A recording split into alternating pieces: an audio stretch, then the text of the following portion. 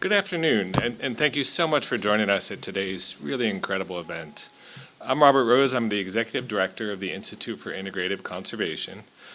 And for those who may not know of us, the IIC is a unit at William & Mary that works to slow global biodiversity loss by educating and professionalizing the next generation of diverse conservation leaders and by increasing the capacity of our conservation partners.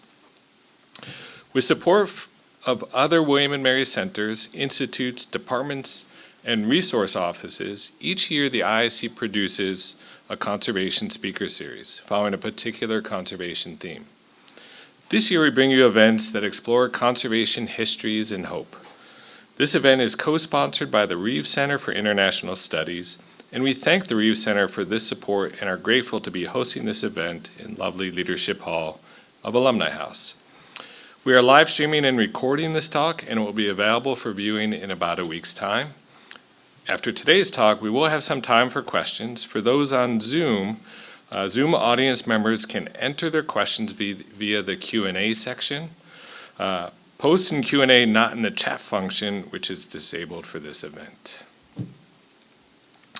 Q&A will be followed by an opportunity for you to purchase a book and have it signed by Dr. Gladys.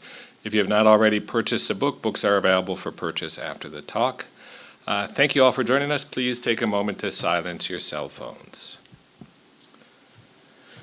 William & Mary acknowledges the indigenous peoples who are the original inhabitants of the lands our campus is on today.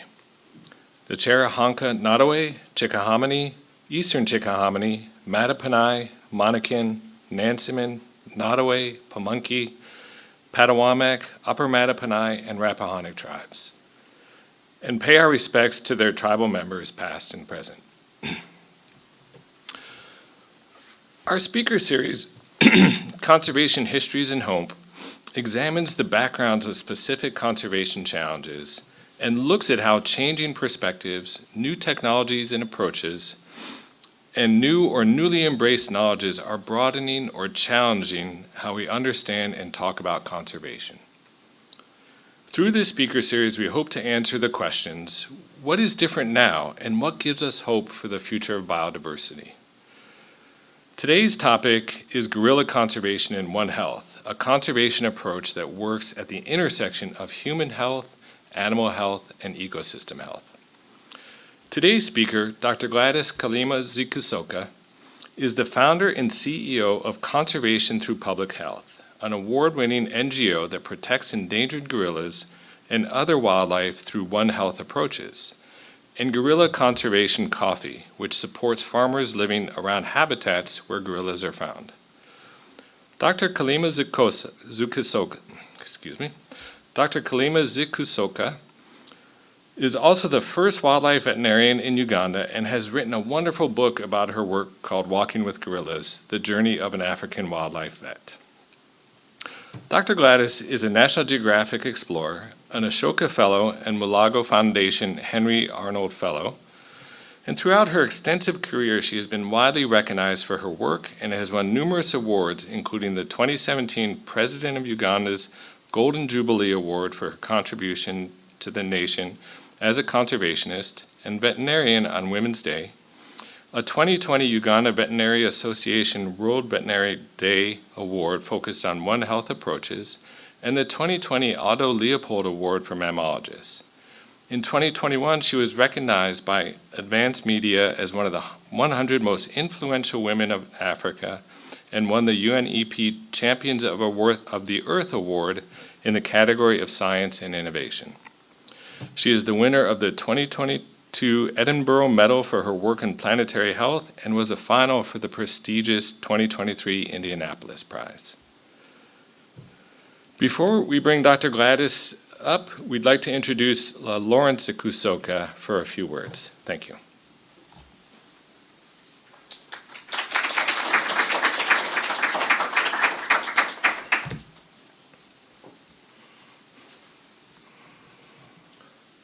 Thank you, Dr. Rose, and welcome distinguished guests, including our new and old friends from Virginia. I am also the co-founder of Conservation Through Public Health, along with my wife, Dr. Gladys. We are extremely proud to be standing here at William and Mary with the Institute for Integrative Conservation to welcome you to the launch of my wife's book, Walking with Gorillas, which you'll hear about in a moment. What better way to celebrate our nonprofit Conservation Through Public Health's 20th anniversary year, and also happens to be our 22nd wedding anniversary year, than celebrating Dr. Gladys's new memoir with you. But actually, we have 3 generations of authors in our family. Gladys's mum, Honorable Rhoda Kalema, one of Uganda's first women parliamentarians and an icon in our country, has recently published her book, My Life is But a Weaving. Also, our son, Indigo Zikusoka, who's just turned 19 years old and would be interested in joining the soccer program here at William and Mary, has recently won the 2022 Moonbeam Award for his children's book, Zookeeper for a Week.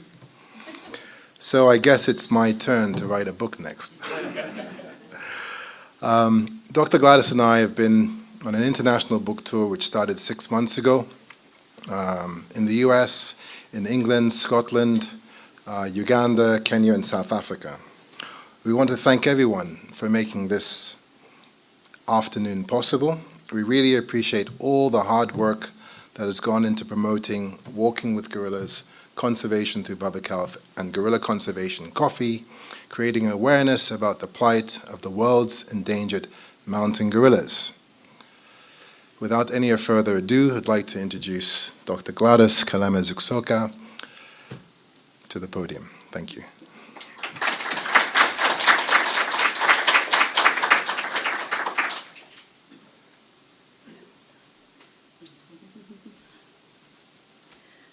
Good afternoon, everybody. I'm very excited to be here. Thank you so much, Dr. Rob, for inviting me. And I'd like to acknowledge Angela Young, who's been, basically she was there when we started CTPH, and she's now at Denver Zoo. And she really recommended that I come and speak here. It's so nice to be here. And I had a wonderful time speaking with some of the students this morning, which was great. I'm here to talk about my conservation journey, which I guess has been shaped by One Health. I've been working with mountain gorillas for quite a while. If I tell you how long, you know how old I am, 27 years. And working as a first wildlife vet in Uganda. And I look forward to talking to you about all of this. Part of the reason I felt like I wanted to write a book is because of all many unique experiences I'd had. And I felt that if I don't write about it, it won't be fair, because I think I had them for a reason. And so I hope you get to enjoy hearing my presentation today. I'm so excited that Dr. Jane Goodall wrote the foreword.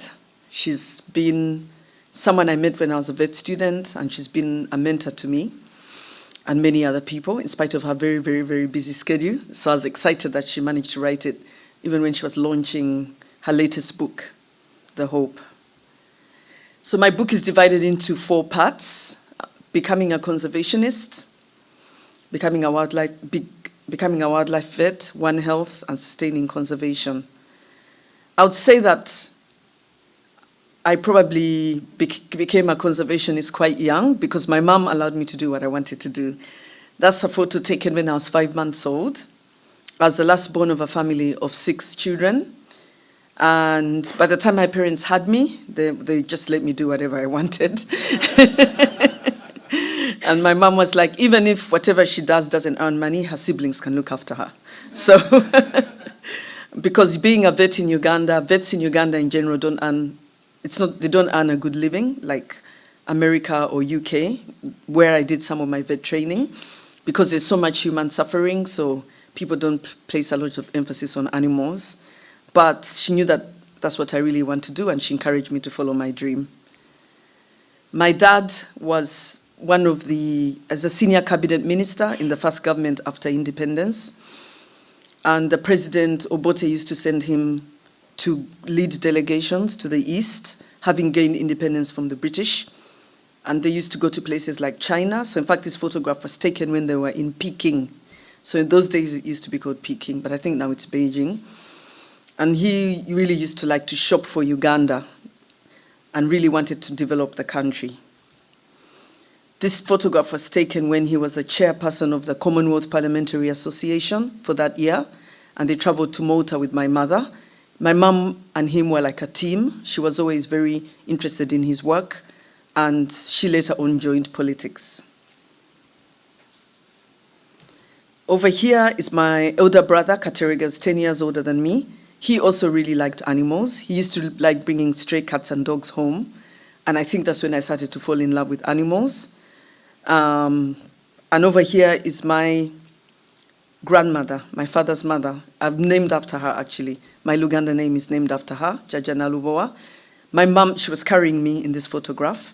My mom told me that she used to like chasing elephants from her garden.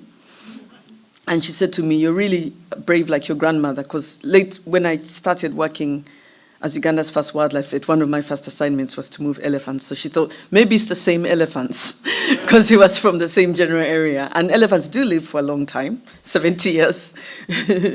She's with her sister over here. Most people in Uganda live like this, and that's our Ugandan national dress. This was one of the last photographs sadly taken of the whole family together. When I just turned 2, my dad was one of the first people who was abducted in the Idi Amin government and never seen again. And it happened to many prominent people and many other people as well. So it became a dark period of Uganda's history, both for people and animals. So it was a very sad time. But we all grew up. Once I was old enough to understand, I wanted to continue my dad's legacy, and all my siblings have tried to follow his steps of having a prosperous Uganda. But for me, it was through my passion for animals and wildlife. When I was around 8 years old, our next door neighbors, who are the Cuban ambassador to Uganda, adopted a pet vervet monkey. They acquired a pet vervet monkey. Vervet monkeys are very common in Uganda. They're not endangered by any account. But this particular vervet monkey was their pet. And he used to like coming home. I think he liked coming to our home because the Cuban ambassador was just there with his wife. They used to visit my mom a lot. But at home, there was a child and there were animals. So this monkey loved coming home, and when you weren't looking, he would pull the cats and dogs' tails, steal food from the kitchen. He was a very naughty monkey. And one time when I was practicing the piano, I felt like I wasn't alone. It's a feeling you get when you work with wildlife. And I realized that Poncho was watching me. So I thought, let me see what he can do. So I left the room to see what he would do, left the door slightly ajar. Poncho sat on the piano, sat on the stool, and played one note with one finger. And I was like, wow, not only do his fingers and fingernails look like mine, he can play the piano. I was really impressed. And I think ever since then, I became fascinated by primates. At the age of 18, when I was volunteering actually at the Wildlife Club offices, they really saw my interest in wildlife, and they recommended to my biology teacher to let me head the Wildlife Club when they wanted to revive the Wildlife Club in my high school, Chibuli Secondary School. So it was a turning point in my life because I felt I really enjoyed it. We actually went to the national park by Uganda Rail, which is quite an experience in itself. And sadly, when we got to the park, though, there was very little wildlife. And because a lot of it had been poached during the Idi Amin era. For example, he started hunting in the national parks, which national parks are supposed to be a safe haven for wildlife.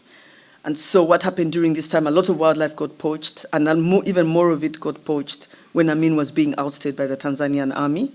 They ate the animals because they were hungry. And so the elephants went to DRC to escape the chaos. A lot of predators were killed, or there was not much prey for them to eat, so they left. And so when we got there, they said to us, oh, you can go for a walking safari, because there's no lions or leopards that can eat you. So it was interesting to do the nature safari, but I felt a bit sad, and I felt, why don't I become a vet who also brings back the wildlife? But during that time, I also developed these stickers, and my mom loaned me the money. I still haven't paid her back, I don't think. She's been a very supportive parent in my life, and that's when I actually got the first award, which is a Sciences Award at my high school. But while setting up the Wildlife Club, and especially in the offices, a warden from the national parks came into the office one day and said, "We have mountain gorillas in Uganda." He was very excited. And I said, "Oh, wow, that's really interesting. I'd love to go and see them." And he said, "No, they're not habituated." And how did he find out? Everybody knows about this first gorilla population in the Virungas, where the late Dr. Diane Fossey did her studies in Karisoki. And this gorilla population was discovered at the beginning of the century, in the around 1903 or 04 by Captain Van Bering, so they were named after him. He was an explorer. And everyone thought those were the only mountain gorillas left in the whole world. But when they were doing a survey in Bwindi Forest, and that time it was under the forest reserve, they came across night nests that gorillas build and fecal samples in the nest. And when they analyzed them and sent them to Dr. Oliver Ryder in California, they found out that they were actually exactly the same as the ones in the Virungas. And so suddenly the number of mountain gorillas was thought to have doubled because the area was about the same size. So it was very exciting, and they started to habituate the gorillas. But you can see how these two forests once met, from the distance. It's not that far away from each other. But it's very difficult to know whether this forest could ever reconnect because there's been so much building up in the area. So they must have been separated like hundreds of years ago, at least over 100 or 200 years ago. I got an opportunity to study at the Royal Vet College, University of London, to do my vet school there from Uganda. And in the holidays, you're allowed to work with animals of your choice. So I was able to work with chimpanzees in the Entebbe Zoo. Entebbe Zoo is 70 years old. It's the oldest conservation institution in Uganda, one of the oldest. And it was being supported by the Jane Goodall Institute, particularly to look after the orphan chimpanzees. These chimpanzees also taught me a lot about primates because they were extremely naughty. They used to like escaping from the cages, these flimsy cages when you weren't looking, and run around the zoo. They were about 2 to 3 years old. And how did they come to be there? Their mothers were eaten in neighboring DRC. The babies were too small to eat, so they'll try and sell them to people who are sympathetic and make some money. So a lot of them ended up at the zoo. But once you got them back, carried them back in, they used to like being hugged because they were missing the love of their mothers. But it also showed me how devastating the bushmeat trade can be. 2 years later, I got an opportunity to work with primates in the wild, and I got to work with chimpanzees in Budongo Forest through Professor Vernon Reynolds, who was a professor at Oxford University. It was very, very exciting for me to work with animals in the wild. And I was looking at parasites in the fecal samples. That involved the chimpanzees nest in the trees, they defecate on the ground, and we're collecting the samples and testing them for intestinal helminth parasites. It was their first study of parasites, actually, of chimps in Budongo Forest. It was really good. I got a lot of supervision from Professor Vernon Reynolds and his team, and everybody looked after me because my mom said, "Look after my daughter." I think I was around 22 at the time. And 2 years later, I got to study the gorillas in Bwindi. And this was under Dr. Liz McPhee, because now they were habituated for tourism. It was under Dr. Liz McPhee, who was heading the International Gorilla Conservation Program in Uganda. She had been one of the first veterinarians in the Mountain Gorilla Vet Project in Rwanda. And now when they were opening IGCP in Uganda, she was hired as the country director to help set up responsible tourism. And so actually this photograph was taken when because as soon as I got to Bwindi, I got really sick. I got a really bad flu, and I couldn't go to the gorillas, obviously. Liz dropped me off, introduced me to everybody, and after 2 days, she left. So this photo was taken when I went for a walk to the waterfall in Bwindi, trying to get better. And this is something that you can do when you come to Bwindi. If you're under 15 years old, you're not allowed to trek gorillas because you have childhood diseases. But also, if you want to do something else and you're able to do something else, you can take a walk to the waterfall. By the time I got better after 1 week, I was so excited to see my first mountain gorilla. This is not a very nice photo, but it's an emotional photo because it's the first mountain gorilla I saw. He was actually on his own that day, which is very unusual. Normally they're in a family. But the rangers tried to look for the other gorillas that day and they couldn't find them. Even if he was on his own, he was so used to us, he was so calm and relaxed around us and very, very accommodating. We were at a distance of 5 meters away from Kachipira, and I felt a really deep connection when I looked into his eyes. So it was very exciting for me. How many of you have seen gorillas? Yeah, okay. Hopefully the rest of you will get to see them. But when I met Kachipira, I really realized how we can easily make them sick and how we need to do our best to protect them. Because having been to Bwindi and seeing that there were only about 300 mountain gorillas left in the wild, we estimated that there would be about 300. And I saw all the threats, the human population growth around, and I just felt we really need to protect the gorillas. My main job when I was there as doing my research was similar to Budongo, doing a study on parasites and bacteria in the gorillas. And gorillas, unlike chimps, build their nests on the ground. And as they're getting up in the morning to leave their nests, they defecate in them. And from them, you can collect all kinds of samples, for disease, genetics, and everything else. What we found is that the 2 gorilla groups visited by tourists had more parasites than the 1 gorilla group visited by researchers. And I wasn't sure whether it was due to stress, because it seemed to be that there were parasites specific to gorillas. It was very interesting for me to see how people can also have a negative effect on the gorillas in this way. But also because I was based at the tourist site, I got to see how tourism is supporting the communities around the park. Most of the rangers, 90%, were hired from the local community. Many of them used to be poachers, so we used to call them born-again poachers. They were earning more money protecting the animals rather than killing them. Some of them were selling crafts, accommodation, and tourists would even invite me for tea to talk about my work. So as a vet student, it was a very good lesson in conservation medicine.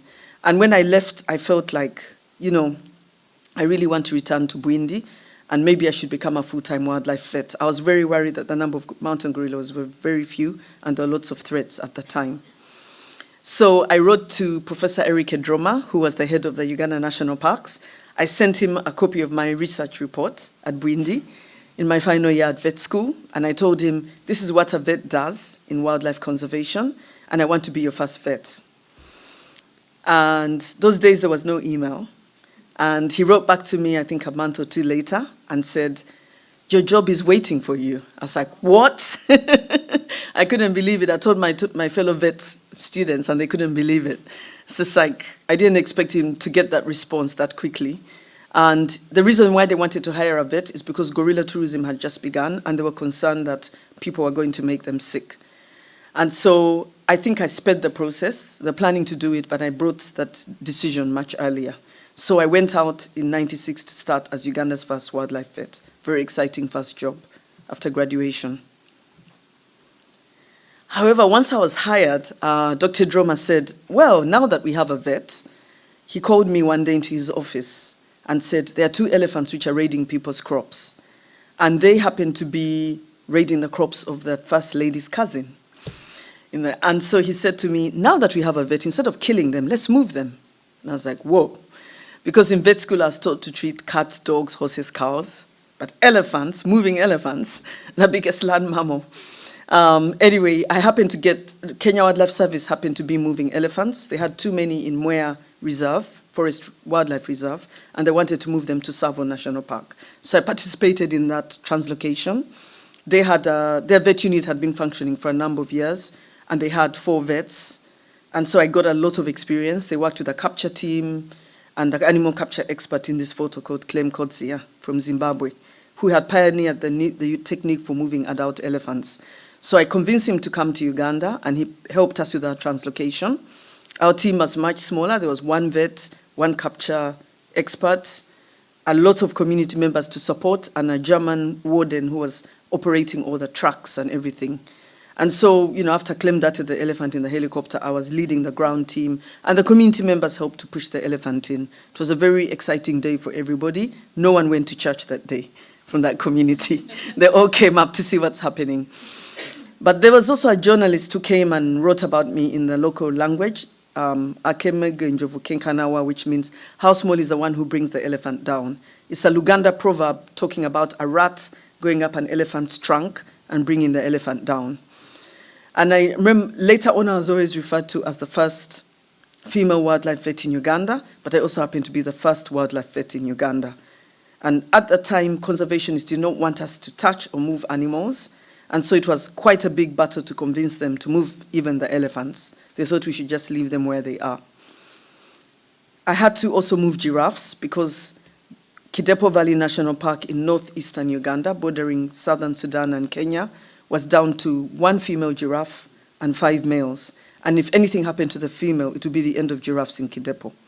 So because it was too dangerous to move giraffes from Murchison, the Lord's Resistance Army was around, and also the giraffes had a skin disease, which was, no, we really didn't understand what it was.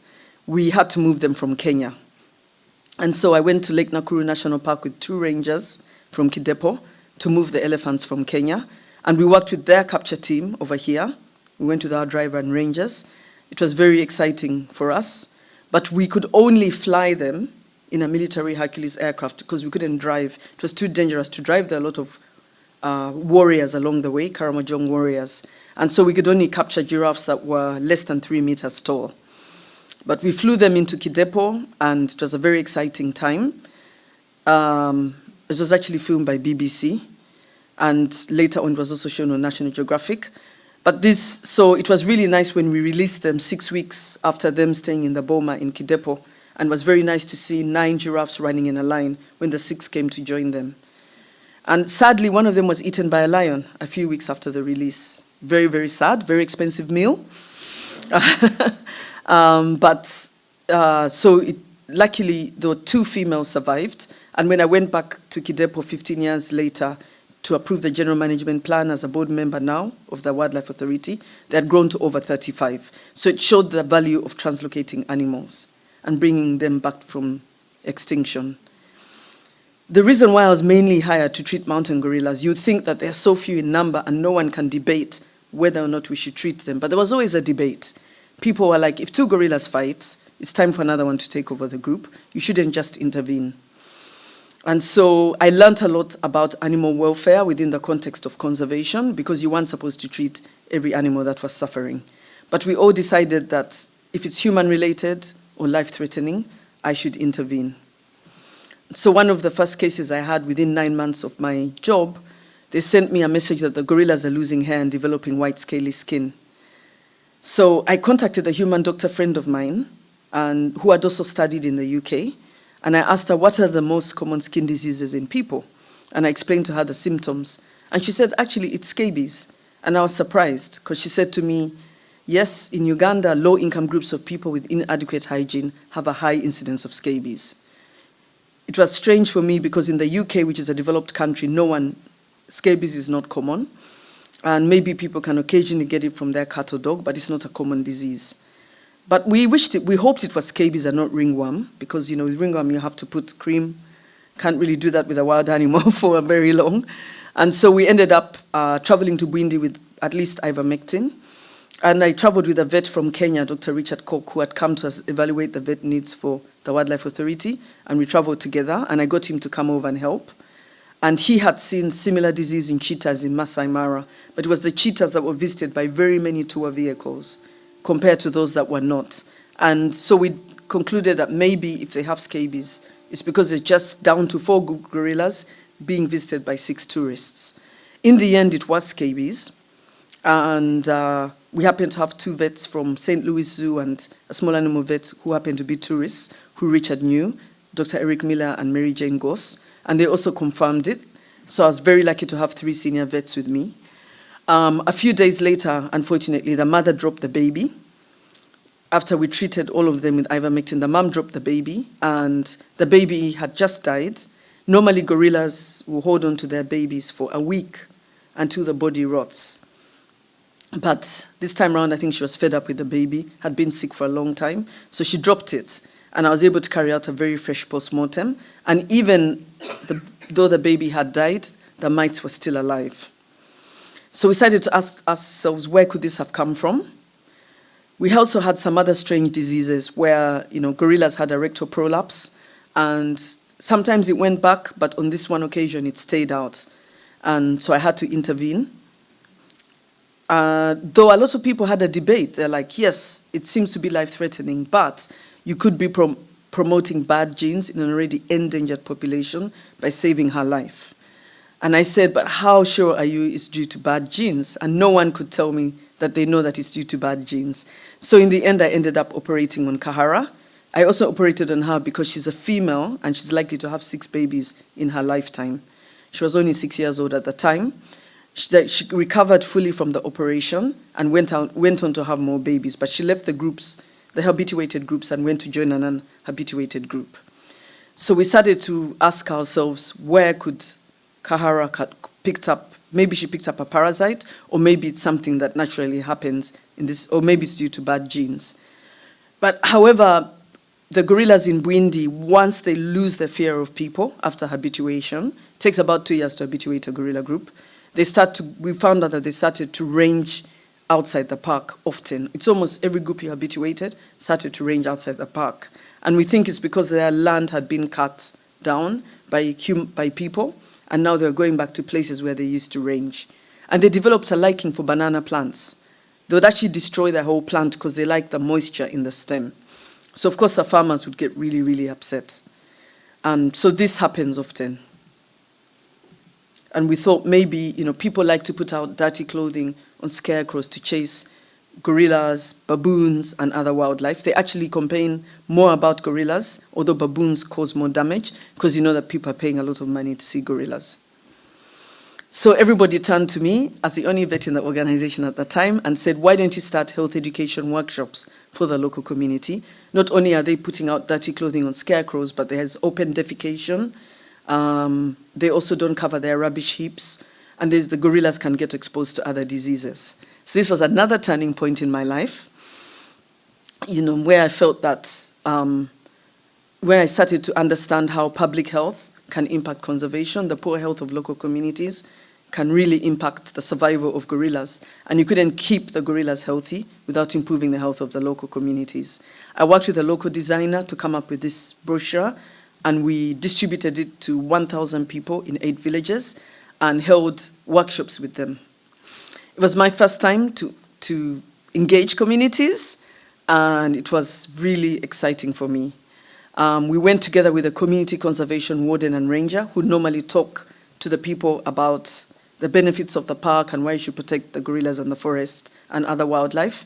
And then we also went together with a sub-county health assistant who's concerned with the health of the local communities. And when we went there, I told them what the problem was, how the gorillas picked up scabies, and they can pick up other diseases. And of course, you'd ask them, how many of you like gorillas? And those where tourism was happening would put up their hand and say, we like them, because they're helping to lift us out of poverty. The money from tourism is supporting us. And so when I was about to tell them what the problem was, how the gorillas got scabies, the ranger touched my arm and said, let them come up, let's hear what they have to say. And they came up with much better solutions than I was proposing for them, which was very humbling for me as a vet who's used to solving people's problems. And I saw that they may be poor and they may have less education than me, but they knew what's best for them, and what's best for them is likely to continue even after this workshop. And a lot of what they proposed is what we used to set up the NGO a few years later.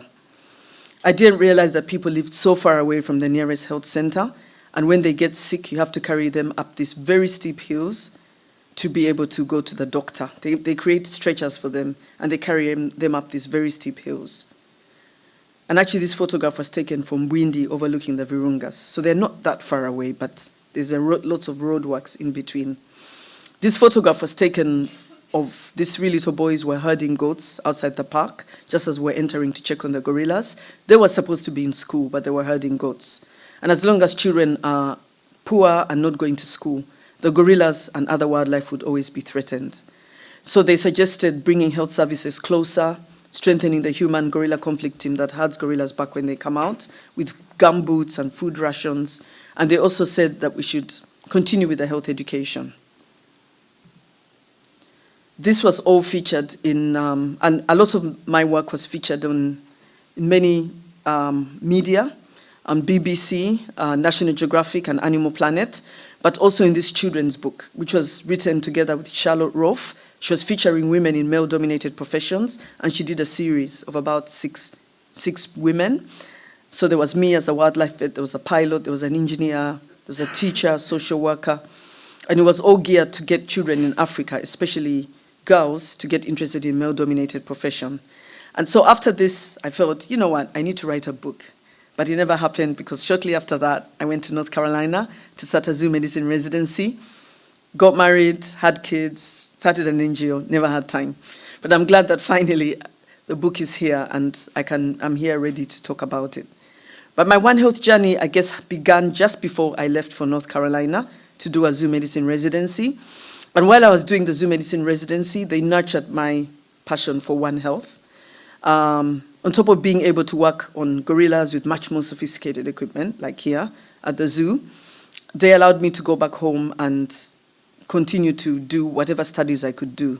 So I was fortunate to get funding from African Wildlife Foundation as a Charlotte Conservation Fellow. And I went back to Queen Elizabeth and Bwindi, looking at tuberculosis at the human-wildlife livestock interface. So I looked at TB in buffalo, cattle, and people who are either directly drinking milk from cows that have TB, possibly, or eating buffalo in the park that have TB. And I understood how the public health system worked because they would show me the person who's making sure they're taking the medication every day until they got better. But in Bwindi, I looked at TB in people going close to gorillas, so the park staff and the local communities where the gorillas come out. And 2 people died during my study which is very sad because community-based direct observation of treatment hadn't yet reached Bwindi. And so when they got better, they wouldn't go back, and yet they had to take an 8-month treatment. And so all those ideas shaped up what we started as conservation through public health. I also got an opportunity to do a certificate in nonprofit management at Duke, which taught me it built upon what I had already started doing at the Wildlife Authority vet unit, because I had to raise money to get the vet unit going, being that they didn't have a budget for it. And so I was able to build upon all of that, and all of that made us ready to start CTPH. I also convinced Lawrence to be the first donor. At that time, we were not yet married. And he gave $100, I added 100, and we opened up a bank account in Wachovia. It's now called Wells Fargo, and CTPH began like that. So when we got back to Uganda, we realized that as much as we're trying to prevent disease transmission between people and gorillas and other wildlife, a lot of issues were leading towards disease transmission, such as habitat loss. And so we had to address habitat loss as well. When you get to Bwindi Forest, you find a very hard edge between the community and the park. And it's like this almost everywhere where gorillas are found in Africa because of the high human population growth rates. Uganda has amongst the highest in the world at 3.2%. And so people were always cutting the forest. But when it became a national park, they were not allowed to cut the forest anymore. And so gorillas come out, because this used to be a forest before they cut it down, and now they've lost their fear of people. Poaching was another issue. In Uganda, the Batwa hunter-gatherers who lived in the park never used to touch gorillas because it was bad luck for them to look in the eyes of a gorilla. But if they crossed over to DRC, they could easily get eaten, because in DRC and most other countries in Africa, they believe that if you eat a gorilla or a chimpanzee, you can become as strong as a gorilla or chimpanzee. So cultural beliefs have a lot of cultural beliefs really affect how people conserve animals. But they get caught in snares set for other animals that people eat, like the bush pigs and the duiker, the small antelope, and they get speared. A lot of that has happened during the time that I've been there. This particular gorilla called Kanyonyi is one of my favorite gorillas. He was born in the year that I started working at the Wildlife Authority as their first vet. And Kanyonyi was a gorilla that grew up seeing tourists all his life. And when he became a big silverback, who was now heading the group when his father died, his elderly father died at approximately the age of 50 years. Kanyonyi used to like frightening tourists to see their reaction. He was a very mischievous silverback. Kanyonyi actually sadly died when he was only 21. Gorillas can live as long as 50 years, so he was still quite young. But he didn't die of human disease.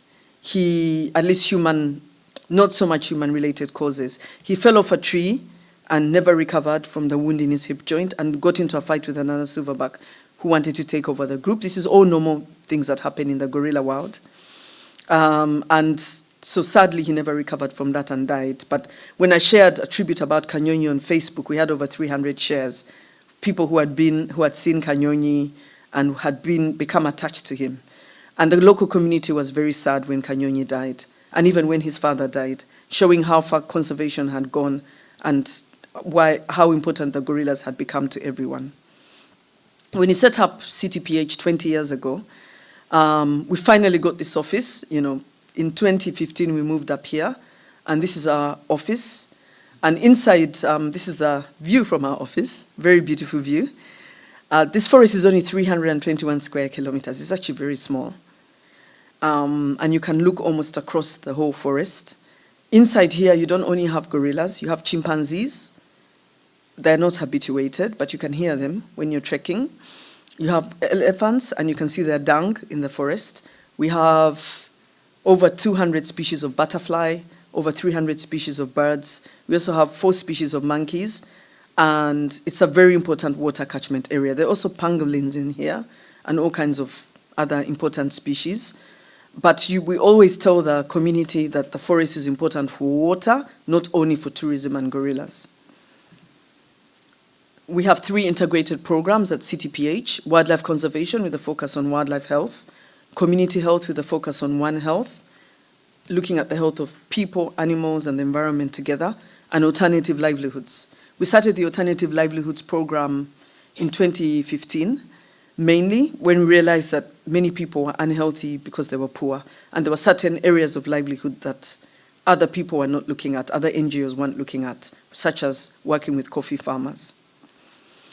We train the rangers to monitor the health of the gorillas. They have to be able to identify them and then collect fecal samples from their night nests every month so that we can monitor them and not wait until they're very sick when we try and find out what they have, as an early warning system for disease outbreaks. We also monitor their health, if they're abnormal, but in between, we try and do it as much as possible with the government so that it's sustainable. We started off by building a gorilla research clinic, a temporary clinic with support from US donors such as MacArthur Foundation and US Fish and Wildlife Service. And the US ambassador and his wife, Steve and Sue Browning, came to visit when we had just got funding from USAID through African Wildlife Foundation. This is our 3rd founder member, Stephen Rubanga. He used to be a veterinary technician in Ministry of Agriculture for 20 years, and he's been a very, very instrumental member of our team. 10 years later, we were able to build a bigger, more permanent Gorilla Health and Community Conservation Center with funding from TASC, a UK-based foundation. And Stephen was teaching students from my vet college, and Melissa was looking at Entamoeba coli, parasites in the gorillas, and this particular student was looking at stress hormones in the gorillas. This video was taken last year. So this still happens very commonly. The gorillas are leaving the park, and this is now the southern sector. This particular blackback was leaving his group to go out for a bit and try and raid some crops. And this sadly happens a lot, and the local communities, of course, are not happy. So we realized that we couldn't monitor the gorillas only using the park staff. We needed to work with the local communities. So we trained the gorilla guardians who were trained to herd gorillas back to also monitor the health of the gorillas. When they're able to collect fecal samples when they nest in community gardens and monitor their health, and we're doing some training. They're all men. They haven't yet wanted to accept women. And then over here, we also engage women in conservation. And I'm really glad that through our approach, we're able to engage women in conservation, because conservation is traditionally for men and healthcare is for women. But because we're integrating health and conservation together by improving the health of the people, we're able to really nurture conservation leadership among the women. So these 4 ladies, I was visiting them at Rehema's home, and she's mentoring these other 3 ladies. They promote good health and sanitation. They get people to adopt hand washing stations outside their toilets. They get people to stop defecating in the gardens and to build pit latrines, the local toilets. They talk about, good health-seeking behavior. So if you have suspect HIV or TB or scabies, and we also added COVID on there, they are referred to the local health centers. They also talk about good nutrition, sustainable agriculture. They tell them how they're able to access tourism revenue, because as much as the government puts aside 20% of the park entry fee and $10 from every permit to go to the local communities, it sometimes not spread equitably because they're not able to reach everybody. People have to write proposals to get this funding, but the volunteers are able to reach everyone with the right information. So later on, whenever we have meetings with them, we invite the Ministry of Health and the Wildlife Authority to talk about whatever they need to tell them. But they also promote family planning. We got into family planning because we found out that people had too many children and they weren't able to take care of them or give them proper health care or an education, and you couldn't break the poverty cycle. So in 2007, actually with support from USAID, we got our first funding to do integrated population health and environment. So these are the first volunteers we engaged. There were 26 of them. They're actually community health workers. At the time, the health worker system hadn't reached Windy, community health worker system, so we trained them to do both health and conservation work. And this was some of the meetings we had with the first volunteers. This particular lady, Dr. Lynn Gaffikin from America, she had worked with Wildlife Conservation Society and Conservation International to help set up community-based family planning, where they would partner with health NGOs. And so USAID seconded her to us to help us with setting up a PhD program. And now, like 15 years later, we have 10 times as many village health and conservation teams, and they're able to work in 8 parishes, and they're reaching 7,000 people, over 40,000 people in 7,000 homes. But something else which is really wonderful about this program is the women are able to stand up in a crowd and talk to the community members. When we first went out to do the health education workshops in my last year at the Wildlife Authority before I started the residency program, the ranger said to me, the women are whispering, we need to educate our daughters. Look at her, she's standing up leading a team of men. So I'm really glad that now women can stand up and give a talk in their community. I never really realized that gender, empowering women to get up and speak is really helping to transform the community. And what do they talk about? They talk about, it's all about behavior change, actually. Something else that we've learned working with the public health sector. They're much better at behavior change than the conservation community because they've been doing it for so much longer. So, for example, they have the bad family and the good family. I know that there's an American tourist who said to me, you shouldn't call people bad and good family, that's shaming. But actually, this flip chart is called a shaming flip chart, and it works really well. It works really well in developing countries. So they have the bad family, which has too many children, and they even told us when we did a survey with the Ambara University medical and nursing students, they did a focus group before we started this program. The people said, we have 10 children, 5 are for going to school, the other half are for chasing wildlife from the garden. So you can imagine those who have to chase wildlife from the garden, they don't have a future because they'll never get a job and they'll never break the poverty cycle. So it shows, half the kids are going to school, torn clothing, they're still not doing well, but the ones who are staying at home are worse off. And the mom is already expecting another child, and yet she just has a baby on her back. And so it's all not very good. These kids eventually become poachers. They go with their dad to poach when there isn't enough food on the table. They get arrested. Some of them go to jail. The girls become teenage pregnancies. They have babies young. The boys have young wives. And some of the children die because they don't get proper health care. And when the gorillas come out, they try and chase them themselves. So some people get scratched. And this is based on real life scenarios.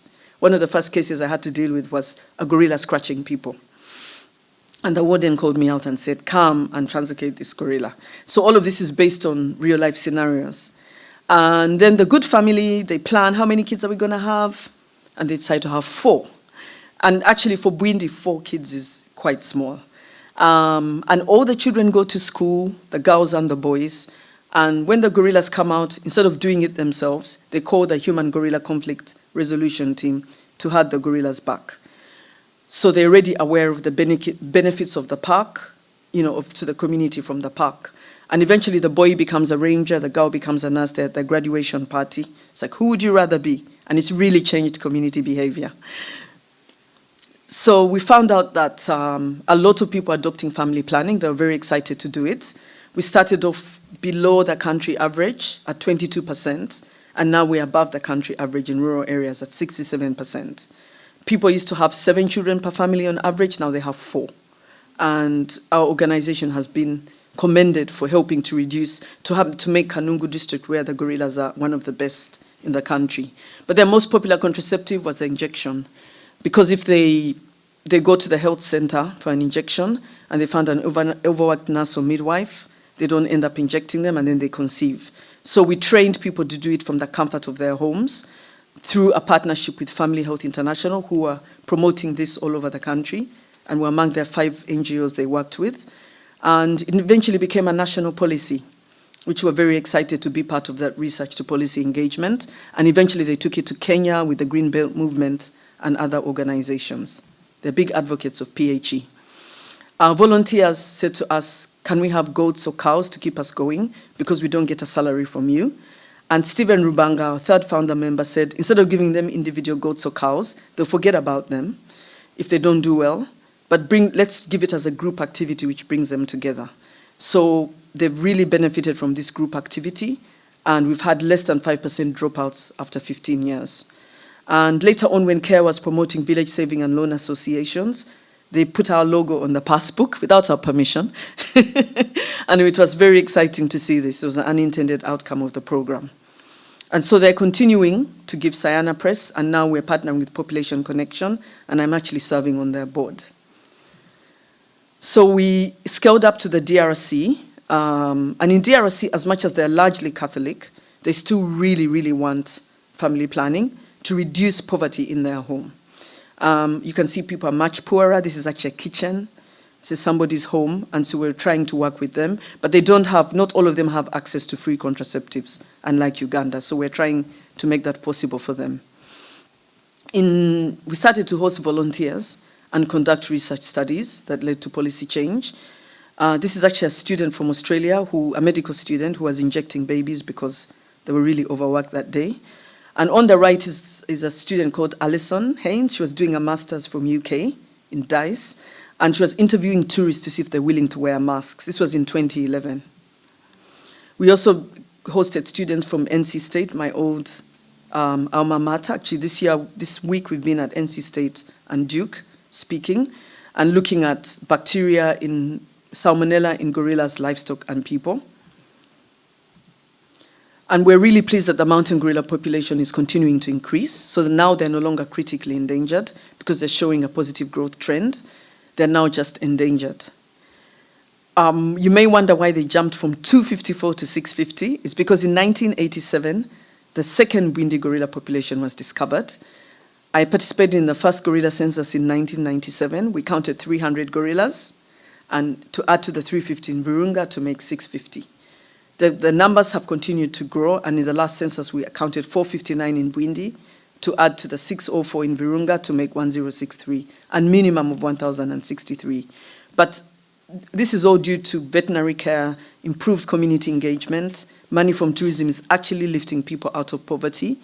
The money from tourism is also supporting law enforcement and much better research. It's a combined effort of the government, the NGOs, the tour companies. It's really great. And now this kind of model needs to go to other gorilla populations where the numbers are going down drastically and they're all endangered. So I end up by talking about sustaining conservation. Gorilla Conservation Coffee is a global premium brand that we started to save gorillas through coffee.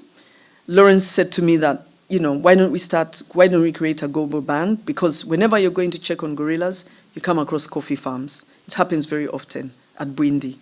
And they stop and tell a tourist This is an Arabica tree or a Robusta tree. Of course, they get excited because most of them have only seen coffee in a cafe or a supermarket. How many here have seen a coffee tree? Great. So this is all part of the tourism trick. We found out that those farmers were not getting a steady market or a fair price, and so we thought, let's create a global brand. And the first one is named after my favorite gorilla, Kanyonyi. And actually, the time that we developed it, Kanyonyi was still alive, but sadly he died a year later, and we continued with it because we felt his legacy can live through this coffee. We are able to take tourists on coffee safaris when they come to Bwindi, so they can spend one day visiting gorillas. The next day, they actually meet the farmers on a coffee safari and get involved in pulping coffee, which is very exciting. You can also visit our cafe.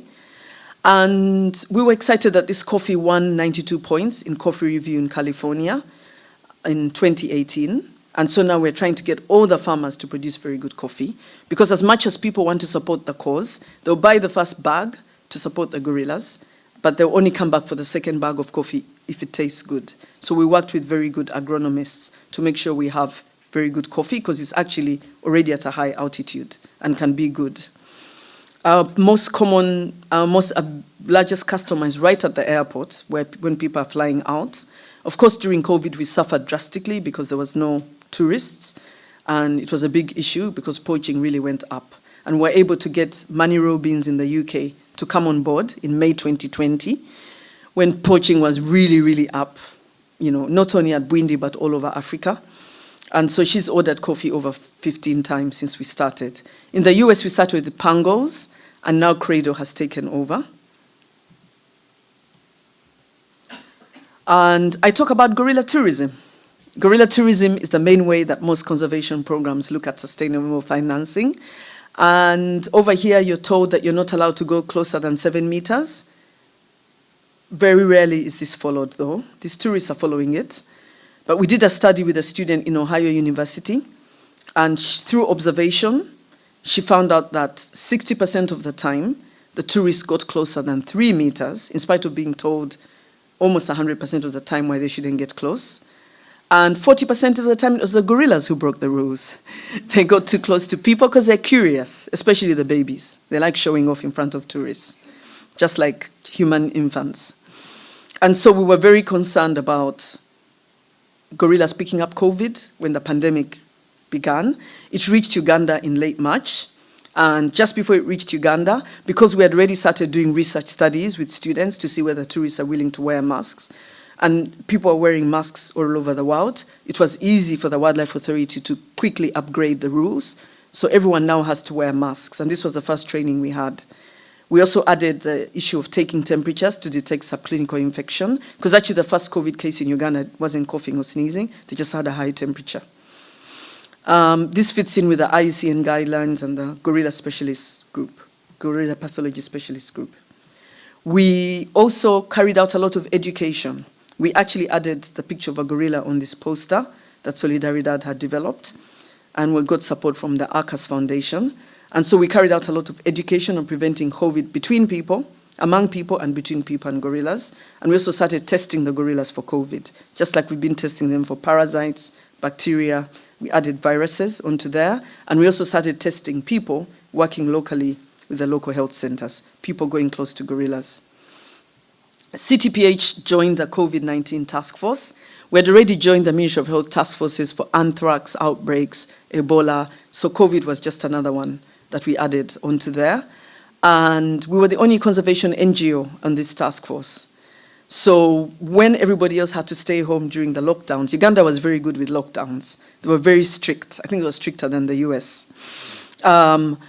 But we were considered essential workers because everybody was very concerned that the gorillas and chimps are going to get COVID, and everyone understood how important the gorillas were to the country, because by this time they were contributing 60% of the tourism revenue for the whole country, at least for the national parks.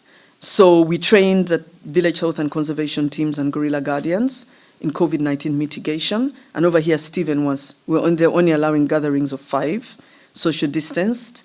And we train them all when they're herding gorillas back to put on masks and everything. We also were asked to set up village COVID task force committees to prevent mild cases becoming severe cases, especially when the Delta variant hits the country. But sadly, because the poaching had gone up so high in Uganda and all over Africa, this mountain gorilla was killed.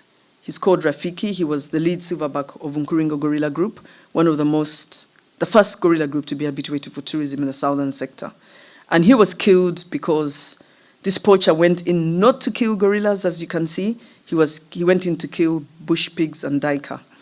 And when he speared the bush pig, Kanyonyi screamed, and the bush pig screamed. Rafiki charged to protect his family, and the poacher speared Rafiki out of self-defense. I think he was telling the truth. He speared Rafiki out of self-defense, but he shouldn't have been there in the first place. But it was easier for him to poach because tourists kind of provide some kind of law enforcement, because when they're moving through the forest, it's very difficult for a poacher to want to go there. And so we realized that meeting reform poachers is an essential activity.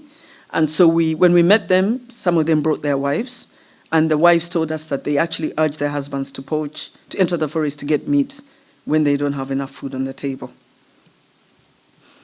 So when we went to check on Rafiki's group 1 month later, the fecal samples were normal, but the porter I took with me was carrying a mask saying "in memory of Rafiki."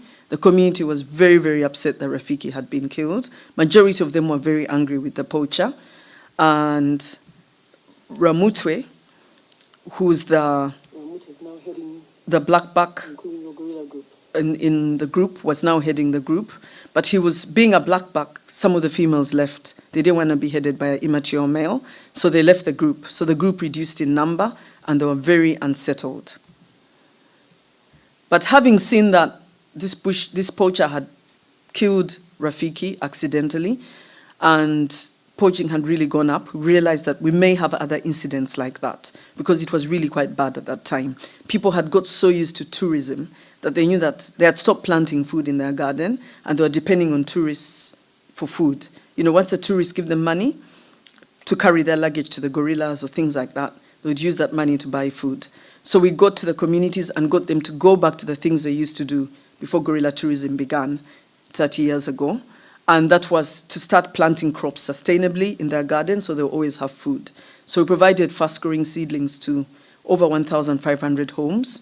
And with the first 1,000, we distributed a questionnaire. And we asked them, why are people poaching? And most of them said they're poaching because they're hungry.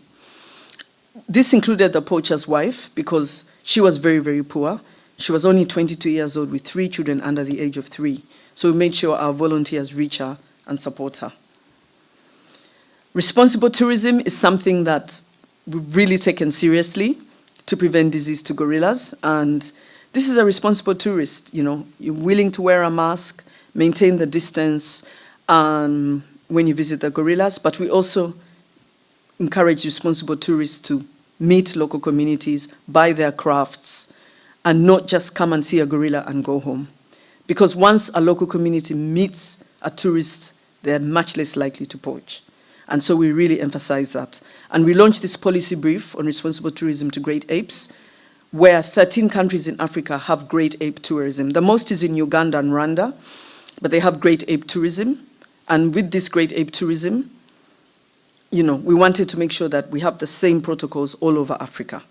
And so we launched this at the first IUCN Africa Protected Area Congress that was held in Rwanda last year. And we had on there tour operators in the roundtable discussion, Praveen from Volcano Safaris, Manzi from Wilderness Tours. We had the Deputy Director of Rwanda Development Board, the Chief Warden of Bwindi, and Emmanuel Norman, Dr. Emmanuel Norman, heading a chimpanzee foundation in Ivory Coast, where they have some level of tourism. And we wrote this policy brief together with International Gorilla Conservation Program. This is their country director, their regional director, Wellard, and it's both in English and French. But we also developed this website, Protect Great Apes from Disease, with University of Exeter, and it's geared towards travelers. We interviewed 1,000 travelers online during the pandemic with support from Darwin Initiative, and through this we're able to come up with a website that is geared towards travelers before they travel. Women in conservation is a very important issue that we also need. We found that I saw it further along in my conservation journey. When I first started out, there were no female rangers at all. People used to look at me a bit strangely going up to the gorillas as a woman, but because I had a unique skill, they took me seriously. Now I'm pleased to say that 20% of the rangers are women, which is very exciting. And this particular one, Goreth, is one of our most motivated rangers. And this was the first day that we were wearing masks to see gorillas. And of course, we engage them through our work, engaging the village health and conservation teams. And we hosted a student from Duke who was looking at the role of women in conservation. I was speaking there yesterday. And I'm on the Leadership Council for Women for Environment Africa, where we're trying to get women to realize their leadership potential in the environment space. A lot of conservation agencies are headed by men, and it's very difficult for women's needs to be met. As you saw, if you don't engage women equally with men, you won't really achieve long-term sustained conservation efforts. And this was among our first cohort in 2021. This was our first cohort that we trained across Africa. So we're strengthening African leadership in primate research and conservation. Whenever I attend the International Primate Society conferences, normally I was one of 5 to 10% of Africans there, and yet they're talking about primates in Africa. I've even ever given a keynote, and so have my colleagues in West Africa. So we got together with Professor Inza Kone and thought, why don't we start the African Primate Society? Him and a number of other African primate leaders. And so he became president of APS at the first conference we held in Ivory Coast. And I became the vice president, and we held the second one in Uganda. We had 300 delegates, 85% of whom were from Africa, presenting abstracts, and this was very, very important. We even had Nigerians who came, and when they went back to Nigeria, they went on radio and said, we shouldn't eat our primates, our monkeys, because in Uganda they're not eating primates and they're benefiting from tourism. So it was important to have a homegrown movement of people from Africa in order to be able to prevent the decline of primate species. Almost all of them are declining at an alarming number. Dr. Ras Mittermeier is a patron of African Primate Society. The conference had the Minister of Tourism and the Japanese ambassador, and that's really helped because the media really publicized it. We're so excited to host the US ambassador to see the gorillas in January. She became a big advocate for mask wearing, and she even helped to launch Walking with Gorillas in Uganda this year, and she's really a big advocate of our work. I took my mom to visit the mountain gorillas when she was 70. My mom never ever wanted me to study them. She felt that they would maul me or kill me when I was a vet student, and I really got upset. She was just being a protective mother. But when I took her to visit them, she said, oh, they're just gentle vegetarian giants living in a big salad bowl. So she's really sold on to visiting the gorillas. And the old ladies who were in the garden, who were digging, were so excited to see her. And they took her to see, they brought her their crafts and everything.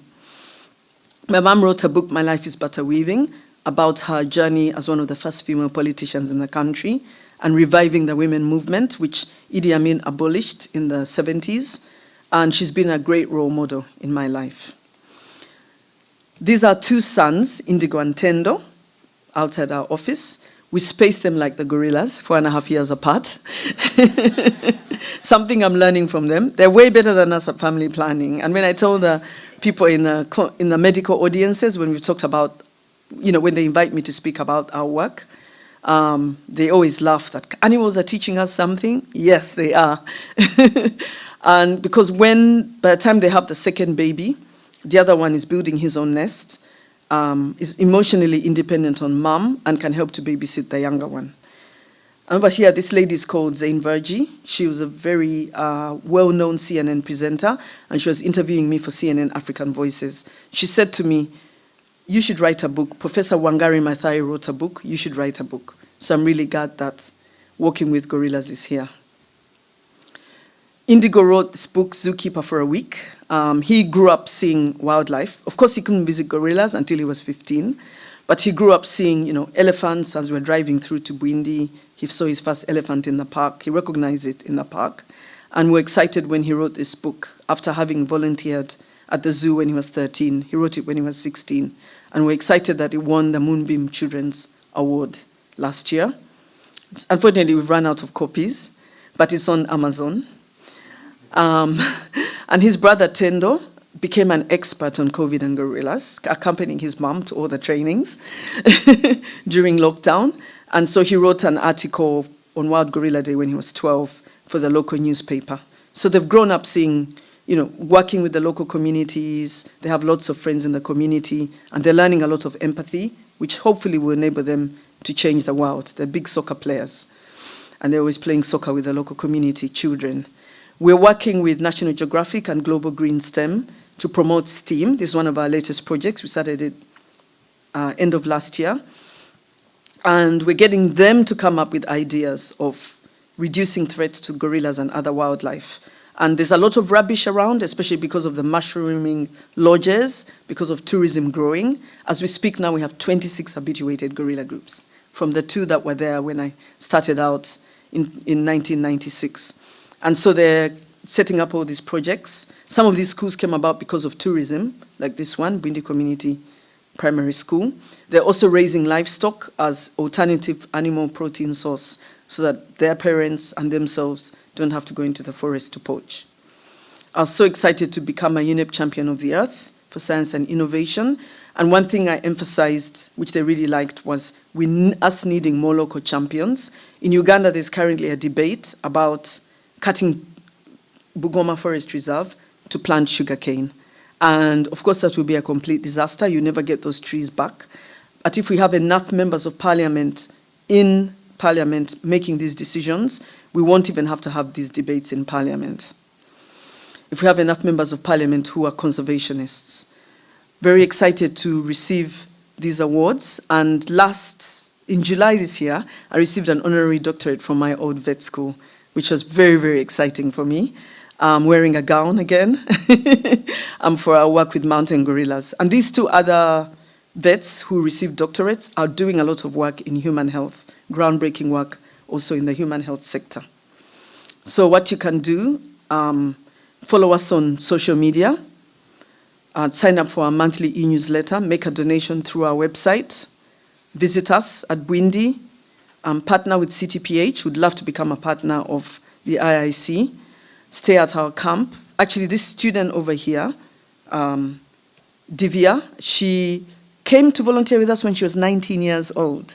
I met her when I gave a talk at the ICCS in Cambridge, in Bangalore, it's a conservation conference in Bangalore, connected to Cambridge University, and she came over to Bwindi. Her dad made sure she was safe, dropped her off and went back to India, and she was amazing. And then later on, she became a vet, and now she's following the track of wildlife veterinary medicine, and she recently interviewed me for a podcast. She's a very dynamic lady. Buy Gorilla Conservation Coffee. We have some at the back, and buy the book, Walking with Gorillas. This is our camp in Bwindi. We have the best view of Bwindi Forest, as you can see. We have a guest house, and that's assigned to our camp. We're also working with Mary Leakey.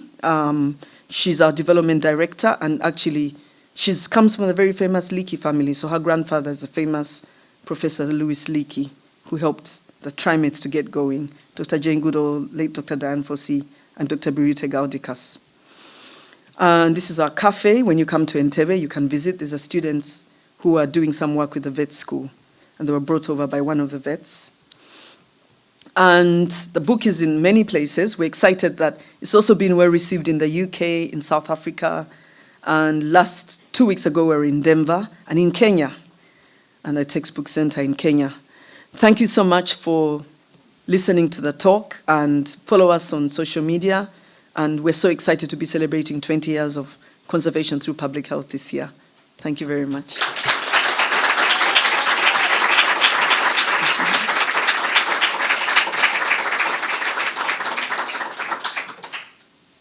I look forward to questions. I hope we have some.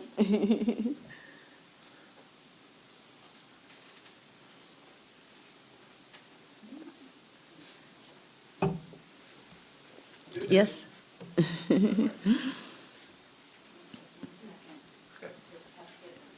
Test it, test. You're good. So did you find that any of the gorillas contracted COVID? Thankfully not. I mean, as far as we know, none have contracted it. We were testing them right from, I would say, towards the end of 2020. We started testing them. I have to say November, actually before that, October, we started testing the gorillas. And we actually thought maybe the test isn't sensitive enough. But we got our very first big wave in November 2020. So we really started testing them every month. And then in January 2021, the gorillas in San Diego Zoo got COVID, the whole troop, and they found out by fecal sample. So we knew that the tests we're using were accurate enough, and we worked with a government reference lab for humans. And so luckily they haven't got it because we put up the measures just in time. Everyone was wearing masks, maintaining a distance. And also because we had been working for quite a number of years to stop open defecation, you know that COVID can remain in fecal samples for a long time. That had really almost gone down to zero. Over 90% of people have pit latrines now. And so I think all these measures before the pandemic began and during the pandemic really helped to prevent COVID to the gorillas.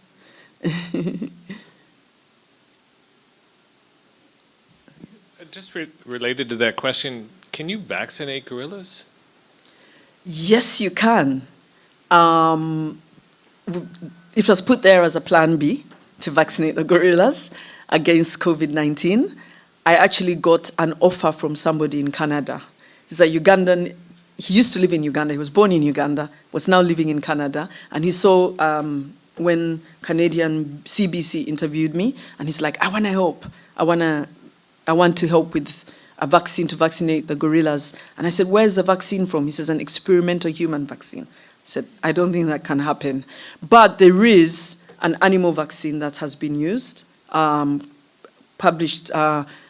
by Zoetis, which used to be part of Pfizer, and it's been used in zoos for susceptible species like, the large cats, the felids, the mustelids, and the primates.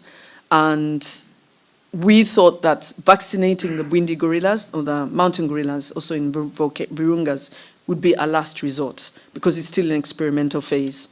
And so it's not removed from the table. The Wildlife Authority would do it if it's necessary, but we felt that we should focus on vaccinating the people going close to the gorillas. So as part of sitting on the COVID task force of Ministry of Health, we advocated for the rangers and anyone going close to gorillas to be the first to be vaccinated along with the health workers and the teachers. So vaccination has really moved forward very quickly in the Bwindi area because of that. Yes? Thank you very much for such an inspiring presentation. Thank you. I was wondering if you can talk about what are the future plans for land use and land administration in this area, especially considering the success that there are more gorilla groups now and the high population density that exists in the area. So are there any plans in terms of territorial expansion for some of these protected areas? Is there going to be a point where the space in which the gorillas live that is not going to be enough for the gorilla population? And if you can speak maybe in the scope of land use planning also, how are the community land rights part of that conversation too? Yeah, that's a great question. That's one of our big worries, is that the number of mountain gorillas is going up, which is exciting, and we're very excited about that, but there isn't enough space. And it's a problem both in Virunga and Bwindi. And so definitely we have to expand Bwindi. In Virunga, they've started doing it. Although it's a big issue, as you know, with the human rights groups come up and say you're displacing people for animals. So it's a very contentious issue, but it's necessary before it's too late. And actually in Bwindi, the problem is most of the habituated gorilla groups, at least 50% of them are always going outside the park, and they're always interacting with people. There's negative interactions, as you saw, human-wildlife conflict. They can pick up diseases, and that's a big issue that we're very concerned about. And also, we also have the issue of tourism. Many people are building lodges, and if somebody privately sells their land to a tour operator, nobody complains because it's their land. But if you're trying to do it for public good, it can become a human rights issue. But we're working, a lot of community members the areas where we're most concerned, which is the neck of the park of Windy, where there's very little forest in between, that's our key area that we want to expand land first. We've interviewed people there, and majority of them want to sell their land because they can't use it. It's full of, baboons, bush pigs, gorillas are always going on there, and they can't do anything with their land. So we've started the process of trying to get people to sell their land so that we can expand the park. But of course, when they've sold their land, they have to be better off. And that's the concern about the Wildlife Authority. So we have to find other measures to make it that they're better off after they've sold their land, and they don't complain that you made me sell my land, So that we are looking into all those things, but it is a big issue. But in Uganda, people generally own their land, in that part of Uganda anyway. And it's individual land ownership, not communal, unlike other parts of Uganda where it's communal. So I think it makes it a little easier, or maybe more difficult, I don't know. Because you have to convince every landowner, whereas if it's communal, you just need to convince the village chief or the head of the land, and then if he agrees, then yeah. So it has pros and cons.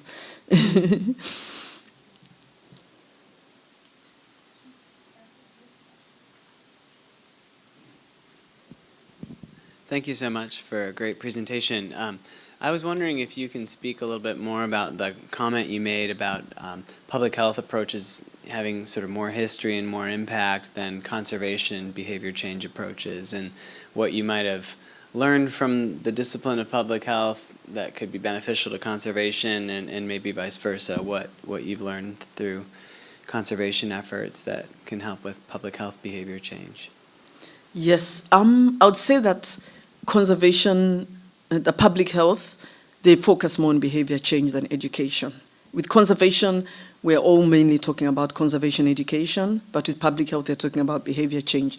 Because when we told the district district medical officer, health officer, Dr. Sebude, and the district public health nurse, who were like really excited. We said people adopting hand washing stations when we got support from Whitley Fund for Nature.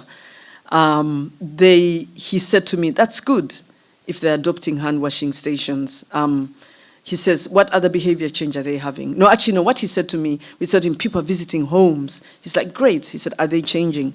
And I said, yes, they're adopting hand washing stations. And then that's when I knew, for them, they don't consider success by visiting homes. What they consider, and reaching people with education, what they consider success is behavior change.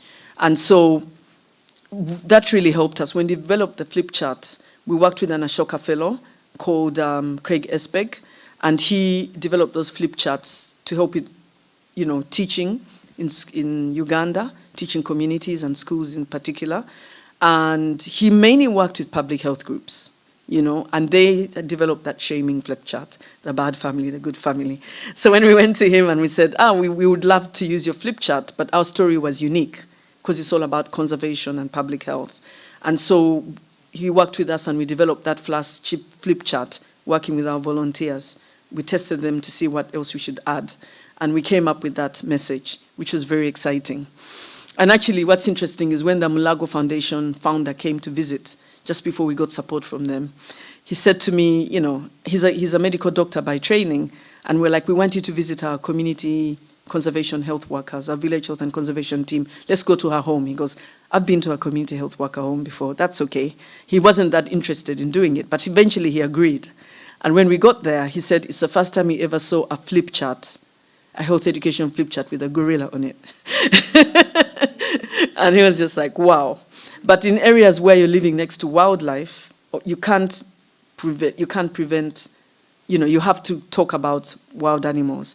If you just look at healthcare by itself without looking at the issue of wild animals, because they talk about not eating bushmeat, the dangers of eating bushmeat, because you can also get sick, not cutting trees, all of that is interrelated.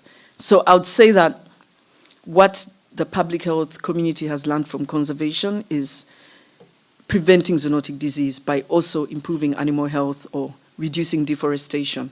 And that's a message that we've really brought across to them. So it's enriched their public health messages by considering the conservation issues as well. Thank you so much.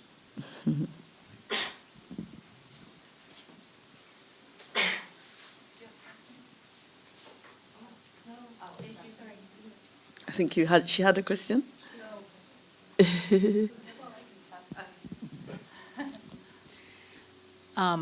You can measure how many gorillas there are and see that things are improving.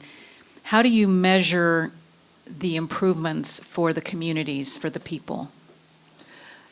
Thank you for that question. It's actually easier to measure the improvements in the communities than the people. It's a lot easier. Because with gorillas, normally people just want to know, are the numbers going up? Although there are other things you can measure, as there reduced human-wildlife incidents and all of that. Along the way, is there reduced disease? Because we're finding that over time, as community health is improving, gorillas are falling sick less often from scabies, giardia, and diseases like that. But then with the community, it's much easier to measure because we've been able to measure, like the hand washing stations went up from 10% to 75%. The family planning went up, it was below the national average. And all of those interventions are outcomes because we don't give people hand washing stations. They decide, I'm going to get a jerry can, put in water, and start washing my hands at home. So all of that is behavior change. I'm going to start taking the pill or, use condoms or things like that. So I think it's a lot easier to measure for the human health and to show how everything is changing in that way. And actually with the animal health, we just need to find other ways to measure improvements. But one of the things we're doing right now is we're improving on the way that we're measuring outcomes in the human health, because instead of saying hand washing stations went up by 50%, because you could go to somebody's home, they have a hand washing station, but they're still, eating bushmeat, or they still have, they're not using drying racks, they're not drinking boiled water. Like there's something that's missing. So now we've started a model household method where we develop 12 indicators where a home, if they have between 9 to 12, they're considered a green home. If they have only 1 to 4, they're still a red home. And if they're in between, they're amber. And we found out that actually 22% of the homes are green homes, but with our volunteers, 70%, over 70% are green homes, which is good. And basically, in the green homes, you have to have everything. You have to have the hygiene indicators. You have to be also having, planting trees, because we also encourage that. And also you have to have a food crop garden. It's helpful, because that means that if you have a food crop garden, you're much less likely to enter the forest to poach. And preferably a cash crop. That's like an additional, like coffee or tea or something like that.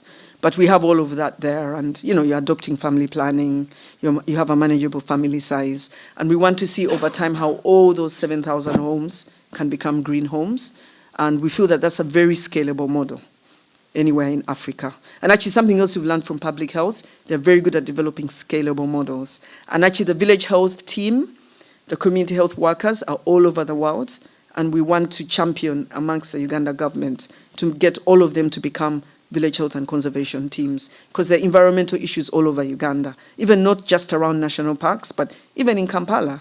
People are building in swamps, cutting down trees, creating charcoal. So if everyone who goes about talking about healthcare also talks about conservation, then the world will be much better, because they're able to reach everybody's homes in a way that conservation programs don't. They just meet people for a meeting. They say, we met 100 people, we talk to them. But public health, you actually record all the homes they go to, and you make sure that everyone is visited. So each of our volunteers is in charge of about 30 homes, and they have to visit them regularly. And so over time, they're changing these homes. Thank you. Thank you. I think that's about all the time. Oh, one more question? Okay, one more. So did this evolve as far as, the points that you have in one home when you go in to check those 12 points? Yes. Was that in your flip chart originally, or did you add to it as you went along? Because that's quite a lot of changes. It's wonderful, and I'm so pleased that, because it's big cultural changes, particularly the decrease of the size of the family. That's huge. So it's a massive thing to have achieved. But also, did you have all of those things in place, or did you find it was a gradual thing? I found that it was a gradual thing. It's a very interesting journey because each time you're learning something new. But it became a gradual thing because I realized that having implemented this approach for about maybe 14 years, I just thought, but it's so difficult to measure change because at the end of the day, you could go to somebody's home and you're like, why don't you have, like for example, yes, you have a hand washing station, but you don't have a drying rack. Or why is something missing, but you have something else? And although the public health system just measures the number of hand washing stations, I just felt like, why not have the whole home as a model home? And because over time you can say, if you have more and more model homes, then hopefully we're going to have less and less poaching and less collection of firewood and better conservation practices. And it's easier to measure whole homes over time than just one that has this but doesn't have that. And when people visit, they're like, you've been working here for all these years, but people still don't have this, that, the other. But at least now they can see, okay, this is how you're getting people to all have everything. So over time, you improve community health and well-being, and we want to see how that's relating to reduced disease in the gorillas and other species, and less deforestation, less poaching. We're working together with the Wildlife Authority, law enforcement department to correlate the records, and also less human-wildlife conflict, because these same volunteers talk about the homes being visited by gorillas, and then the human-gorilla conflict, gorilla guardians come and herd them back in a more timely manner. And so did you go out with more education as you went along, more flip charts, or just with the volunteers going to the houses? We're actually using the same flip chart. It seems to have everything on there. Oh, fantastic. But the conversation can change. I mean, it's a flip chart, which is just an image, and it stimulates a conversation. Fantastic. So they can keep adding to it and adding to it. I remember when we were showing it, and I thought my kids had seen enough of it, but one time when our younger son was 5 years old, and he was presenting it in somebody's home, and we were with the donors showing what they do, then my son says, "Mama, look, he's poo-pooing in the garden." I'm like, yeah, the flip chart has everything. It shows everything, and people can, whatever they learn from it, because it talks about also the good family, the bad family doesn't have enough food, and the children are fighting over food. The good family has a balanced diet, and all of that stuff. So I think we ended up putting everything on there, but we're measuring it in a different way as over time, and a way that is more scalable and measurable. And so we're very excited about the model household technique. Actually, we just received a lot of funding from National Geographic in order to do for 3 years to really fine-tune it and scale it up to other parishes. And hopefully people can take it to other countries where gorillas are found and other species as well. We're happy to work with partners to scale up the approach to other countries. And I've worked with a turtle conservation in Mozambique. Yes. And it's all it's amazing. It's amazing. It's very, very exciting. Thanks, would love to work with you there. They're poaching, they've been taking turtles because they've got nothing else. Yes, yeah. And you can't, of course they will. And so it's so it's very interesting. Thank you. Thank you so much. Thanks. Thank you so much, Dr. Gladys. What an amazing story.